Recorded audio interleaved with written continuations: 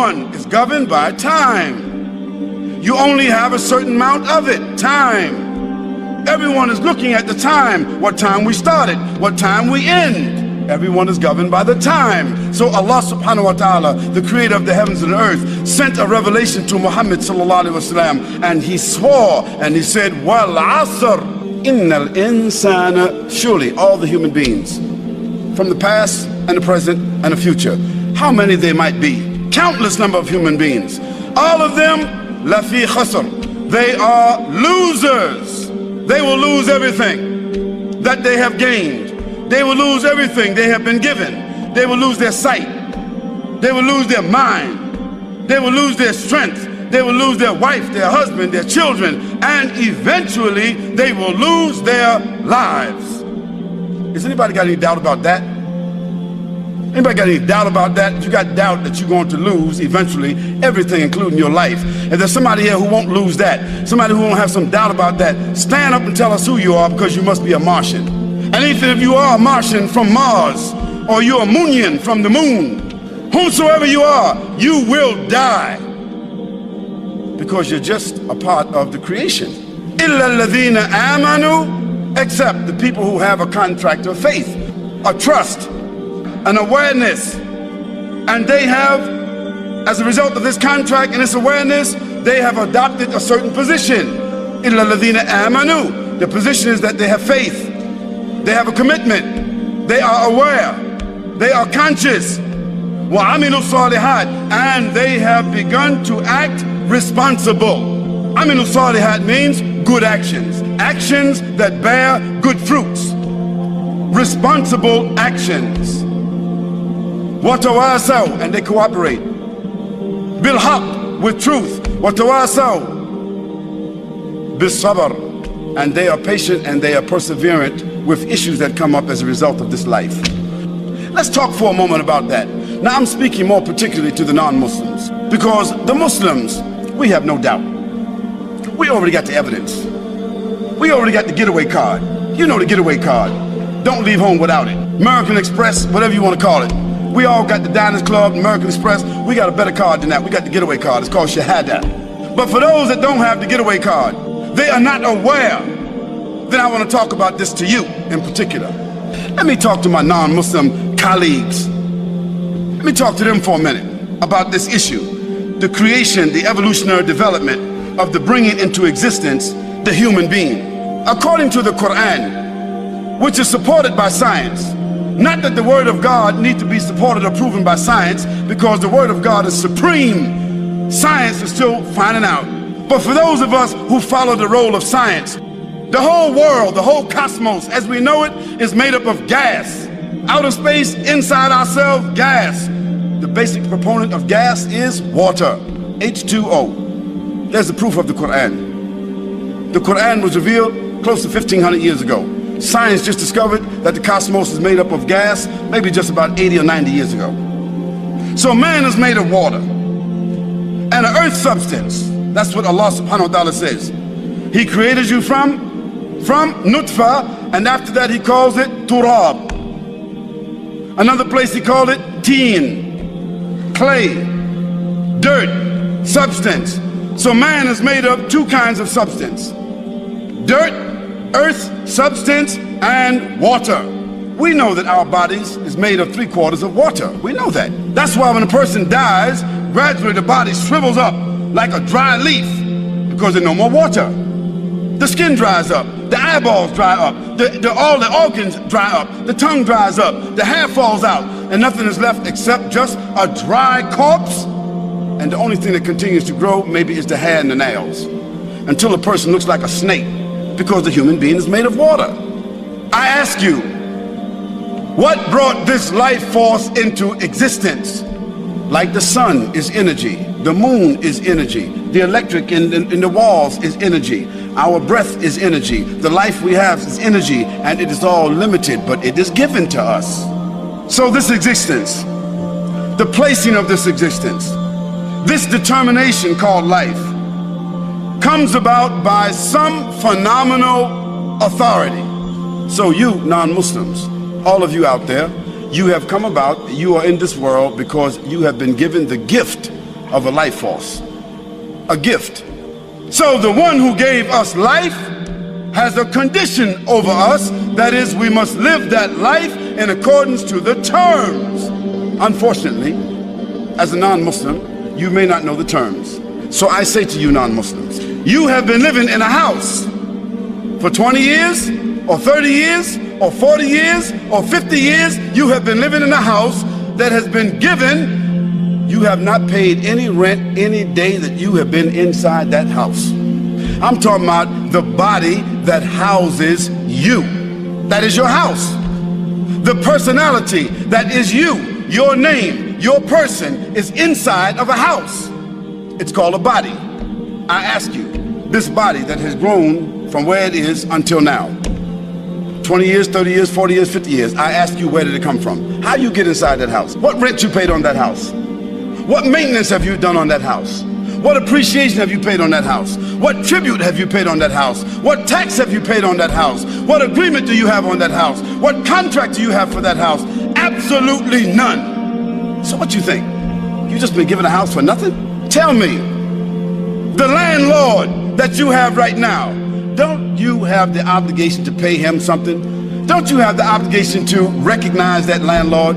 Don't you have an obligation to respond to that landlord? Don't you have an obligation to pay tribute to that landlord? Don't you have an obligation to take care of the house that belongs to that landlord? Well, that landlord is the lord of the land or the house that you live in. But there is another lord, a lord that has created and sustained all the houses that we live in, called all the human beings and all the bodies. I ask you, is that Lord, that one that created and that one that gave us, the one who is the one that gave benefit to life and existence, is that Lord worthy of recognition? I'm asking you, non-Muslims, that if you knew who was the Lord and the sustainer of your life and your body, who is the governor of your life and gave you that gift, if you knew who it was, like your landlord, don't you think you should at least recognize? So now just recognize, I'm not asking you no trick question. Don't you think that the one who is responsible for giving you your life, sustaining you with all the functions of your body and your person and this life is worthy of your recognition? Don't you think that that same Lord is worthy of some kind of tribute? I don't mean you got to pay rent. I don't mean money. I don't mean month to month, week to week. That's not what I mean. I mean tribute, that you should at least give praise, thanks. Don't you think you should at least be thankful, be grateful, be mindful?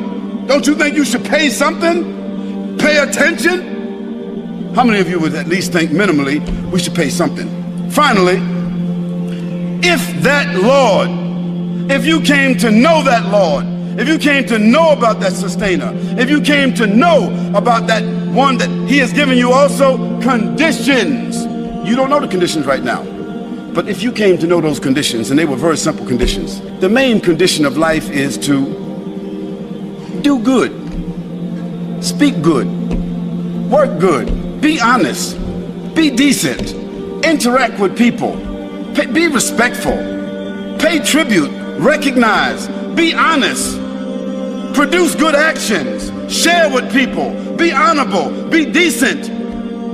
These are some simple conditions. So if the Lord of your body, of your life, the one that gave you this life, the one that you say you're willing to recognize, the one that you say you're willing to give tribute to, don't you think that you would be willing to abide by 2 or 3 simple conditions? How many of you would agree to that? That same one could snatch your life right now. You could drink a glass of water and choke on it and die right now. You could eat some of that popcorn and choke on it right now. You can walk out of here and trip and fall and break your neck right now. Your heart could stop beating right now. Your eyes could just bust out your head right now. You could lose your breath right now. This could happen right now. So don't be thinking that you got a whole lot of time to think about it. Now I'll be thinking about that next year when I'll see this guy when he come back, or I'm gonna watch a movie, I'm gonna read a book or something. No, right now, you need to think about it. Because tomorrow morning you could be dead. You say, oh, not me. Yes, you. Death comes to pretty ladies. Death comes to young people. Death comes to handsome young men. Death comes to people who is all dressed up. Death comes to people who just graduated. Death comes to people that ain't ready yet. Death comes quick. Death comes without an announcement. I'm talking to you that you need to answer this question just as if you didn't have any more time. So let me ask it again. Don't you think that the one that you said you would be willing to recognize, don't you think that the one that you would be willing to give some tribute to, don't you think that if there were some small conditions for your living your life, which is some that I just named, that you and I would be willing to at least observe those conditions if it was vital to our life? How many would agree to that?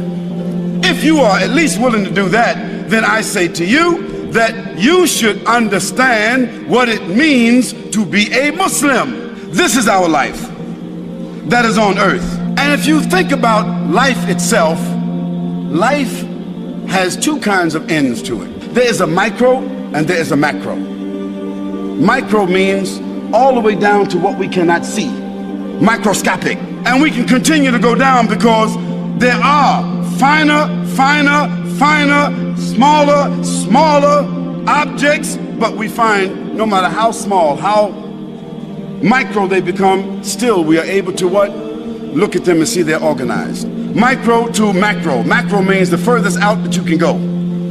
The largest, the most complicated, out that we can go. Let me give you an example of that.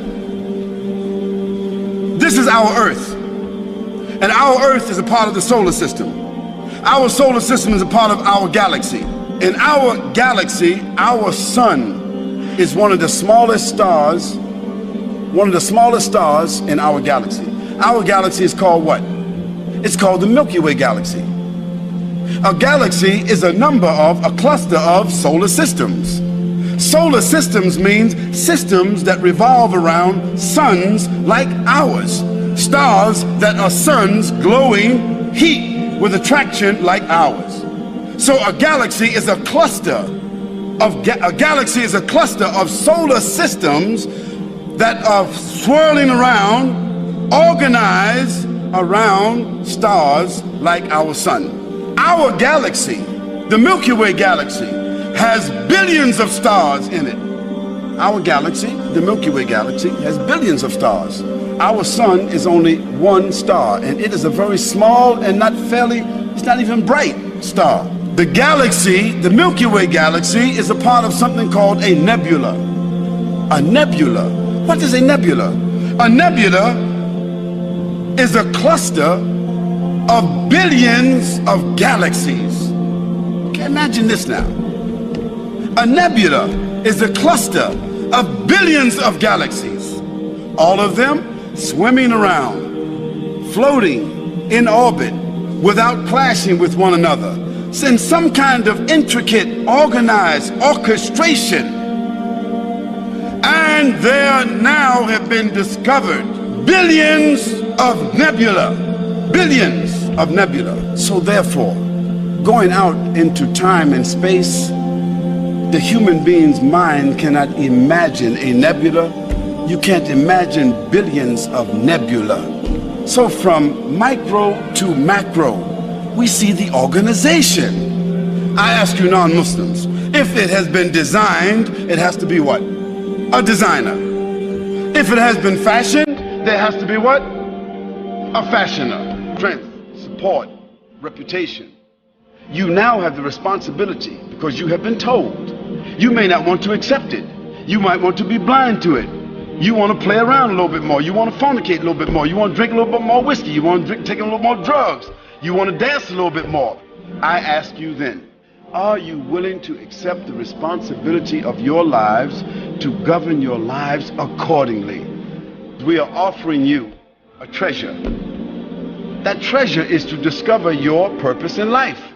Is there any other non-Muslims in this room who would be willing to accept the premise that there is only one power in this world, one creator for this world, who has given us life, who we should recognize, who we need to pay tribute to in our words and in our actions, and whom, if we knew the law, if we knew the terms, that we should conform our lives